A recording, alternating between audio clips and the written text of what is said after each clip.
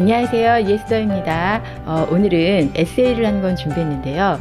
회고록이죠. 그런데 저자의 나이가 무척 젊어요. 84년생.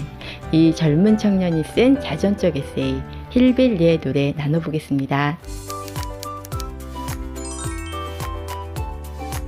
먼저 이 힐빌리란 미국에 사는 가난하고 소외된 백인층을 가리키는 말이에요. 그런데 좋은 의미가 아니라 만약에 누가 나를 힐빌리라고 부르면 상당히 기분 나쁜 그런 일종의 멸칭 같은 거예요. 그런데 이 책의 주인공인 제이디 벤스는 본인 스스로를 힐빌리라고 말하고 있습니다. 이 책은 주인공이 어떻게 불우한 환경을 딛고 명문대에 진학을 해서 성공을 이루는가에 대한 그런 내용이라기보단 성장기 내내 어려운 환경, 어린 시절의 불우한 경험이 한 사람의 인생에 있어 어떠한 영향을 주는지에 대한 메시지를 담고 있는데요. 책의 원제목은 힐빌리의 노래가 아니라 힐빌리의 애가, 슬픈 노래거든요. 이 책을 읽어보시면 왜 이 젊은 청년이 자신의 회고록에 이렇게 슬픈 제목을 붙였는지 이해가 되실 거예요. 우선 현재의 벤스는 참 멋져요. 예일대 로스쿨을 졸업하고 실리콘밸리의 사업가, 사랑하는 사람과 결혼해서 행복한 가정을 이루고 또 이 책이 여러 가지 사회적 메시지를 담고 미국뿐만 아니라 많은 나라에서 베스트셀러가 되면서 미국 정치계에서 계속적으로 러브콜을 받고 있는 누가 봐도 근사한 청년이거든요. 그런데 예상하셨겠지만 벤스의 어린 시절은 참 우울했어요. 주인공은 러스트벨트, 미국의 쇠락한 공업지대에 속하는 오하이오의 가난한 철강 도시에서 자랐어요. 이 러스트벨트는 1870년대 이후로 100년 동안 철강이나 자동차, 석탄, 방직 이렇게 미국의 제조업을 이끈 공장지대인데요. 자료를 찾아보니까 1950년대를 기준으로 이 러스트벨트의 고용인원이 미국 전체의 43%를 차지했을 만큼 번성했던 도시들이에요. 그런데 1970년대 이후부터 보다 값싼 노동력을 찾아서 공장들이 중국이랑 동유럽으로 옮겨가면서 이 지역의 많은 사람들이 일자리를 잃게 돼요. 물론 그 중에서도 능력이 있는 사람들은 이 도시를 떠나서 당연히 새로운 일자리를 찾았겠지만 대부분의 주민들은 그동안 제대로 된 교육도 받지 못했고 또 이렇다 할 기술도 없고 그저 평생을 노동자로만 살았던 사람들이 갑자기 새로운 다른 직업을 갖는 건 힘들잖아요. 이건 뭐 지금의 상황과도 비슷하죠. 과거나 지금이나 세상은 언제나 계속적으로 변하는 중이고 지금은 4차 산업, 이렇게 산업도 시대별로 바뀌어가면서 새로운 일과 새로운 일을 하는 사람도 많이 생겨나지만 또 반면에 지금까지 오랫동안 해왔던 일을 잃게 되는 사람들도 많잖아요. 이 당시에도 이 지역의 많은 사람들이 결국은 실업자가 됐고 그러다 보니까 가난은 점점 심해지고 도시는 쇠락하고 교육과 문화가 소외된 채로 그로 인해서 계속적으로 가난이 대물림되고 있는 환경 속에서 주인공이 자랍니다. 주인공의 가정 환경은 어땠냐면 벤스의 표현에 의하면 생물학적 아버지 1명, 또 법적인 아버지, 그 외로 수시로 바뀌는 아버지 후보들, 엄마의 애인들, 그러다 보니까 이복 동생 또 이부 형제 자매들도 수없이 많았다고 해요.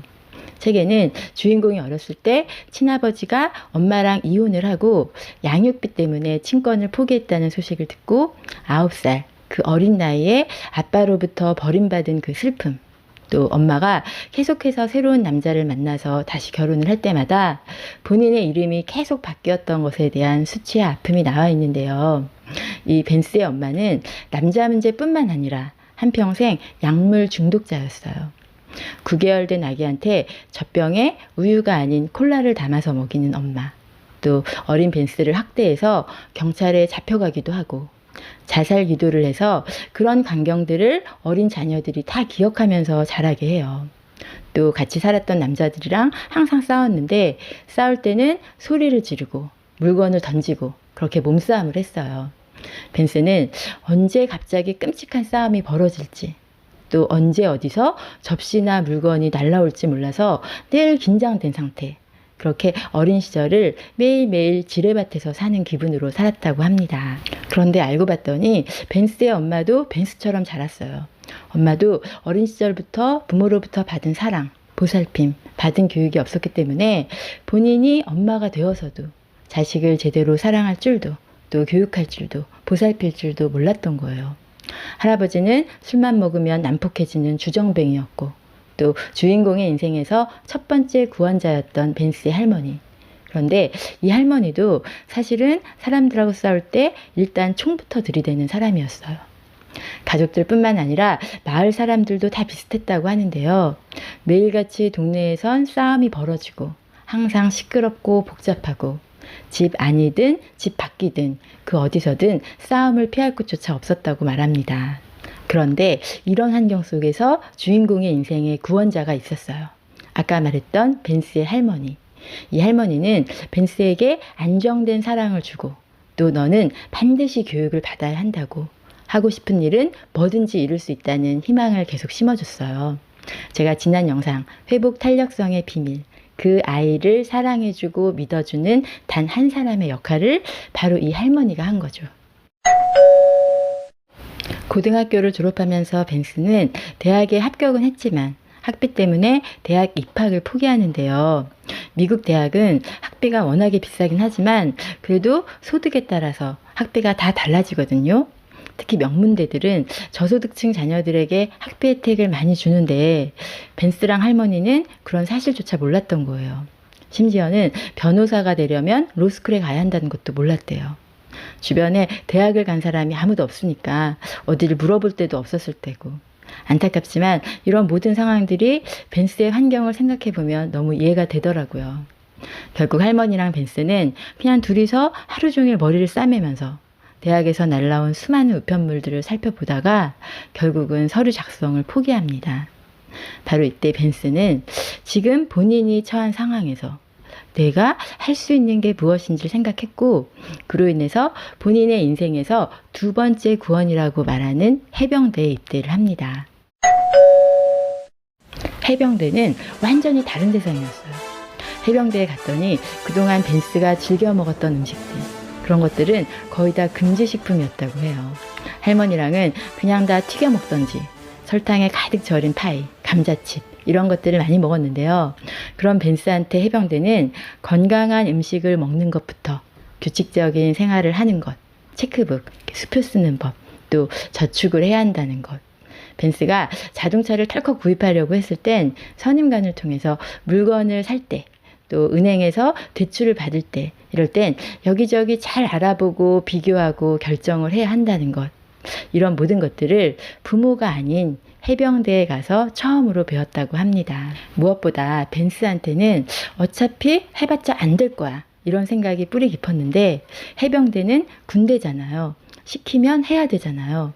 어쩔 수 없이 벤스는 군대라는 특성상 위에서 시키는 대로 자기한테 주어진 일을 해야만 했고 또 그런데 막상 그것들을 해보니까 본인은 맡은 일을 끝까지 잘 완수해낼 수 있는 그런 사람인 걸 알게 됩니다. 그러면서 한평생 품어왔던 해봤자 안 될 거야 라는 사고를 점점 해보니까 되더라, 하면 된다라는 사고로 바꾸기 시작해요.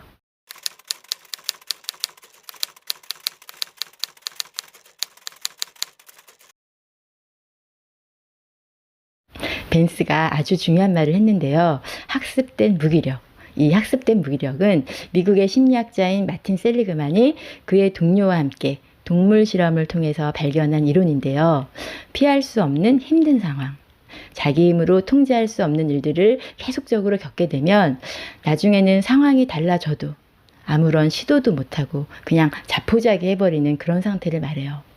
그동안 벤스가 자라온 환경은 내가 아무리 노력을 해도 되는 게 없는, 또 벤스 주변에도 무언가를 노력해서 성장을 이룬 모델, 그런 번듯한 어른을 본 적이 없었기 때문에 어린 시절부터 벤스한테는 뭘 해도 안 될 거야, 이런 뿌리 깊은 무기력과 절망이 가득했겠죠.